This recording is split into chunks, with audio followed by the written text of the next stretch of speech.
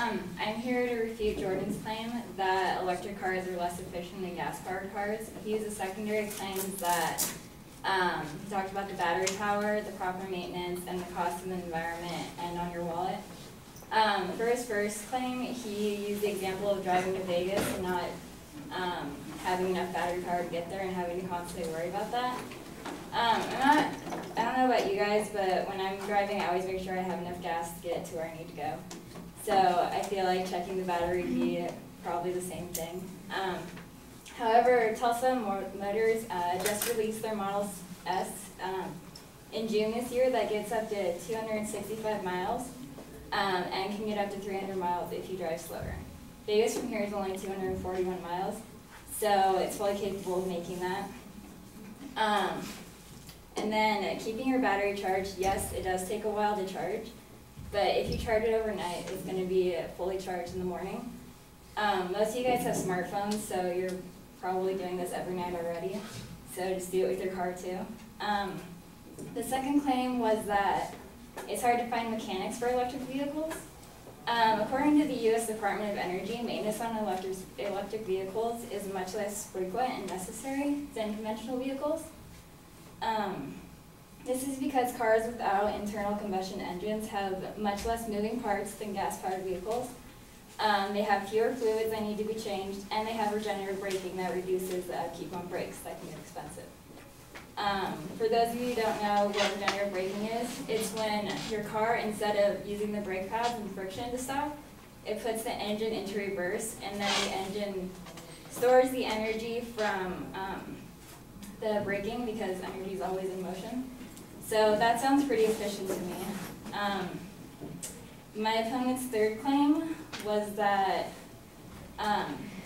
electric cars are costly to the environment and the wallet. This claim was a little hard to refute because most everyone knows that electric cars are more expensive than gas-powered cars, even with federal tax breaks. But according to Green Car Reports, my opponent's example of the Nissan Leaf will take about 6 years for buyers to get their money back. But they are saving $200 or $2,500 a year to run these cars compared to like fuel-efficient cars like the Mini Coopers, and it's even more savings. Like if you have a car that gets the average 23 miles to the gallon. Although it does take 6 years for the car to pay for itself, at least it does. Gas-powered cars are a constant investment, and that's only going to increase over time when we run out of non-renewable fuel. And then again, according to the U.S. Department of Energy, electric cars are more energy efficient, and they get like 59 to 62% of energy from the grid to the wheels, whereas gas-powered vehicles get only about 17 to 21% of energy stored in gas. Over time, this does play a pretty big role in cost and efficiency because you're getting more out of your car. And according to Cars Direct, some electric car companies claim that their vehicles only cost like 1 to 2 pennies per mile, and versus like the gas-powered cars that get like 8 to 10 cents per mile. In the long run, it's obvious that electric cars will run cheaper without petroleum and less maintenance work. However, the environmental claim is a valid one, but only because there's no way to guarantee where the source of energy will come from for the potential buyer. If you plug in your car using power that is not from a green energy source, then yes, it does affect the environment.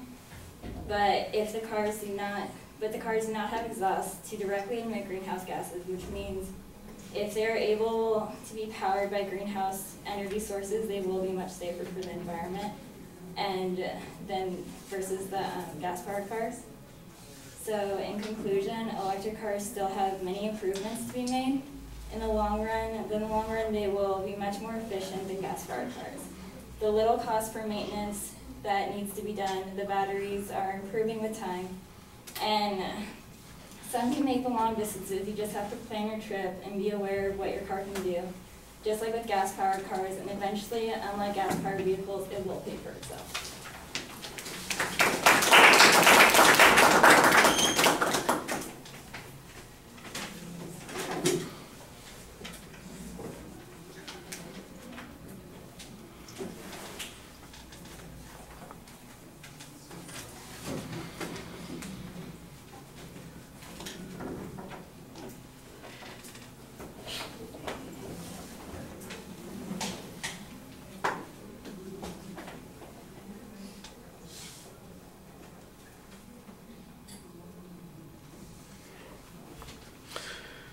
All right, the main and secondary claims are listed on the first point. You pretty much talk about the example that the advocate presented here. You've got a hypothetical that's equivalent on it. The Tulsa model seems to address that issue in an interesting way. That's okay. I thought the analogy to smartphones was probably a pretty reasonable one.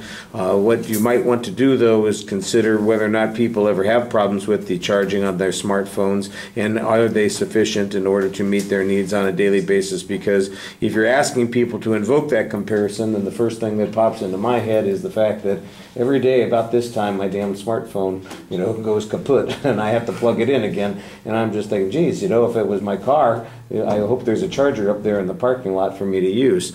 So you need to maybe extend that argument a little bit more. The argument about maintenance and reducing the costs as a way of talking about how we're going to save money in the long run, I thought that that's a good idea to explain it. I also thought, for instance, on the third point, that you had a valid point. You kind of accepted the advocate's claim that it's going to take 6 years to pay it off, but you also put it into a contrast which says basically a gas-powered car, you're never going to be recovering that money. You'll have always spent it, whereas with an electric car, eventually it'll be paying you back for the things that you invested in it. And I think that that's a good way to make that comparison. The next comparison on the efficiency of the vehicles, I think, is a little bit less clear why that matters, and I think more needs to be explained on that. Just as a speaking thing, you have a tendency to look down while you're speaking. You probably want to talk up a little bit more.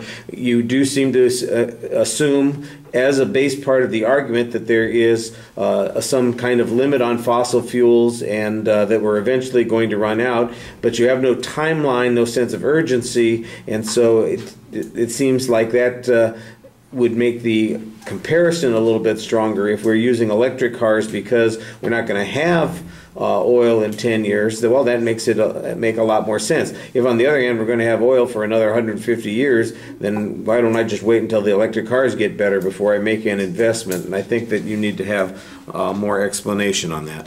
All right, thank you.